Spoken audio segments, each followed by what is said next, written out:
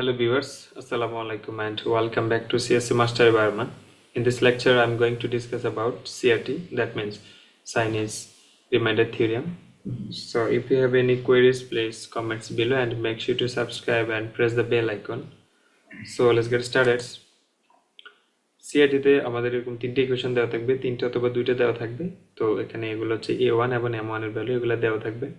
তো আমাদের এখানে যেটা করতে হবে M1 M2 যেগুলো দেওয়া থাকবে এগুলার পেয়ার ওয়াইজ কোপ্রাইম করতে হবে। যদি পেয়ার ওয়াইজ কোপ্রাইম হয় তাহলে আমাদের অ্যালগরিদমটা হচ্ছে এক্সিট করবে এবং যে A1 A2 এর ভ্যালুগুলো দেওয়া থাকবে এগুলো হচ্ছে ইন্টিজার হতে হবে। তো আমরা একটু সামনের দিকে এখানে যে কথাগুলো বলছি এগুলো আমরা যখন ম্যাথ প্র্যাকটিস করব তখন ভালো বুঝতে পারবো। তো এখানে তিনটা অ্যাপ্রোচের কথা বলা আছে। এখানে বড় হাতের M1 বের করতে হলে ছোট হাতের M1 M2 যতগুলো ছোট হাতের ভ্যালু দেওয়া থাকবে সবগুলো আমরা যখন মাল্টিপ্লাই করব দেন আমরা বড় হাতের M1 পাবো, দেন আমরা বড় হাতের M পাবো। and M1 বড় হাতের M1 M2 বের করার জন্য আমরা M ডিভাইডেড বাই ছোট হাতের M1 M2 যেটা দেব সেগুলো দিয়ে আমরা এটা পেয়ে যাব। দেন হচ্ছে আমরা বড় হাতের M পেলাম এবং বড় হাতের M1 M2 এভাবে তিনটা পাইলাম।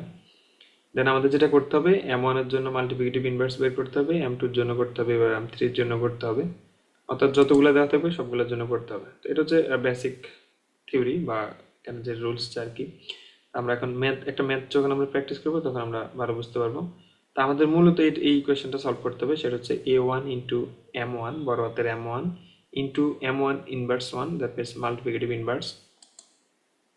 সো দেন এভাবে তিনটে ইকুয়েশনের জন্য তিনটা আমরা যোগ করে দেন বড় হাতের M দ্বারা আমরা মোড করব। সো আমরা এই ম্যাথটা প্র্যাকটিস করি তাহলে সলভ করি তাহলে বুঝতে পারবো। এখানে দেখেন তিনটে ইকুয়েশন দেওয়া আছে, এটা A1 এর ভ্যালু 2, A2 এর ভ্যালু 3 এবং 2, M1 3 5 7 এভাবে দেওয়া আছে। তো আমাদের যেটা করতে হবে এগুলোর পেয়ার ওয়াইজ কোপ্রাইম অর্থাৎ এগুলো পেয়ার করে আমরা জিসিডি বের করব। যদি জিসিডির ভ্যালু 1 হয় তাহলে আমার অ্যালগরিদমটা কন্টিনিউ হবে। যেমন 3 5 এবং 5 7 3 7 এই পেয়ার ওয়াইজ কোপ্রাইম দুইটা করে পেয়ার করে দেন এগুলো জিসিডি তিনটারও 1 আসছে, তার মানে এটা হচ্ছে অ্যালগরিদমটা ওয়ার্ক করবে। সো আমরা নেক্সট প্রসিডিউর করব। সো স্টেপ 1 প্রথমত যেটা বের করতে হবে সেটা হচ্ছে আমরা যদি আরেকবার একটু ইকুয়েশনটা দেখি আমাদের মূলত কি করা লাগবে A1 M1 M1 ইনভার্স 1। তো A1 এর ভ্যালুটা আমাদের দেওয়া আছে, আমাদের বড় হাতের M1 বের করতে হবে। তো বড় হাতের M1 বের করার জন্য আমাদের বড় হাতের M বের করতে হবে। দেন হচ্ছে M1 আমরা পাবো, M1 পেলে আমরা হচ্ছে M1 inverse 1 that means multiplicative inverse আমরা বের করতে পারবো। সো আমাদের প্রথমে বের করতে হবে M1 বড় হাতের M1। তো বড় হাতের M1 হচ্ছে আমাদের M1 যে ছোট হাতের যে M1 তিনটে M1 দেওয়া আছে 3 5 7 এগুলা গুণ করব, সবগুলা গুণ করার পরে যেটা পাবো সেটা হচ্ছে আমাদের বড় হাতের M1 that means 105। So second step হচ্ছে আমাদের M1 M2 M3 অর্থাৎ বড় হাতের M1 M2 M3 বের করতে হবে।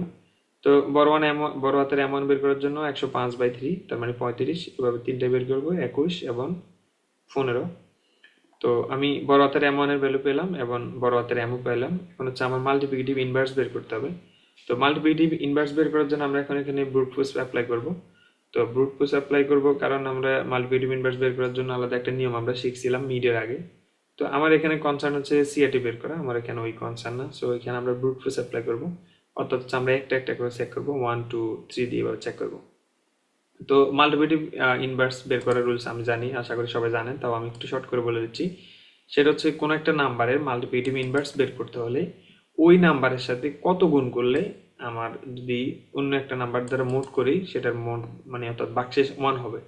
লেটস সে আমার M1 যদি আমি M1 এর জন্য করি, এখানে আমি সরাসরি প্র্যাকটিসে চলে যাই। দেখেন তিনটা ভ্যালু আমাদের দেওয়া আছে, আমি প্রথমে M1 এর জন্য বের করব। সুতরাং M1 into M1 inverse 1 equal to 1 mode M1 ছোট হাতের M1 অর্থাৎ হচ্ছে আমার বড় হাতের M1 হচ্ছে 35, তার মানে 35 সাথে কত গুণ করলে আর ওই গুণফলটাকে আমি মোড করব হচ্ছে এই 3 দ্বারা অর্থাৎ ছোট হাতের M দ্বারা। তার মানে 35 সাথে কত গুণ করলে 3 দ্বারা মোড করলে বাক্সেস 1 হবে। তো 35 সাথে যত গুণ করলে 3 দ্বারা মোড করলে বাক্সেস 1 হবে, ওইটাই হচ্ছে অ্যান্সার অর্থাৎ মাল্টিপ্লিকেটিভ ইনভার্স অর্থাৎ M1 এর মাল্টিপ্লিকেটিভ ইনভার্সের ভ্যালু আর কি। সো আমরা 35 সাথে প্রথম 1 গুণ করব, 1 গুণ করে দেখবো হয় কিনা। 35 সাথে 1 গুণ করে গুণফল হবে 35, 3 দ্বারা যদি আমি ভাগ করি তাহলে বাক্সেস হবে 2, তার মানে এটা হবে না কারণ আমাদের বাক্সেস লাগবে হচ্ছে 1, এই যে 1 লাগবে। তো আমরা যদি দ্বিতীয়টা দিকে একটু ফলো করি, দ্বিতীয়টা কত বলছে, দ্বিতীয়টা হচ্ছে 35 ইন্টু 2 করলাম। তো 35 এটা হচ্ছে ব্রুট ফোর্স অর্থাৎ 1 2 3 এভাবে একটা করে আপনি চেক করবেন। তো 35 ইন্টু 2 যখন আমরা করব তাহলে 35 এর সাথে 2 গুণ করলে হচ্ছে কত 70। তো 70 এর আমরা যদি 3 দ্বারা ভাগ করি আমার বাক্সেস কিন্তু 1 হতেছে, ঠিক আছে।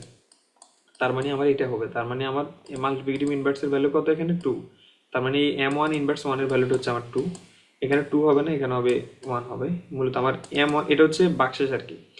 আর এই M1 ইনভার্স 1 এর ভ্যালু হচ্ছে আমার 2, কারণ আমরা 2 দ্বারা গুণ করার পরে কিন্তু আমাদের বাক্সেস 1 মিলছে, তাই না?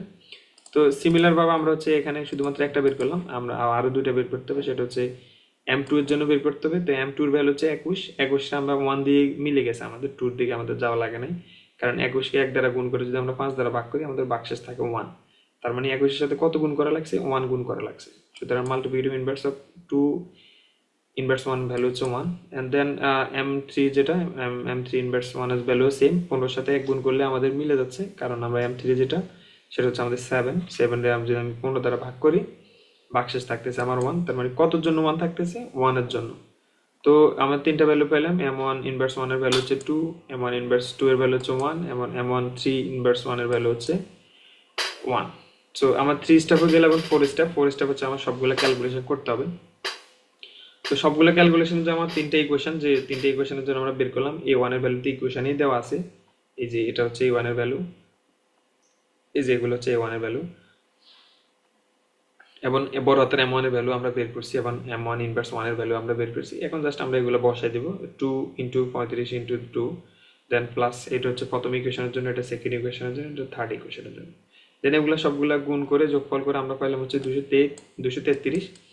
দেন মোড করবো এটাকে, হোলটা হচ্ছে মোড করবো বড় হাতের M, অর্থাৎ বড় হাতের Mটা আমরা যেটা পাইছিলাম 105, সুতরাং 233কে 105 দ্বারা মোড করলে বাক্সেস হচ্ছে 23। তো এটাই হচ্ছে আসলে অ্যান্সার সি এটির। তো আশা করি বুঝতে পারছেন। ধন্যবাদ সবাইকে ধৈর্য সহকারে ভিডিওটা দেখার জন্য। আসসালামু আলাইকুম।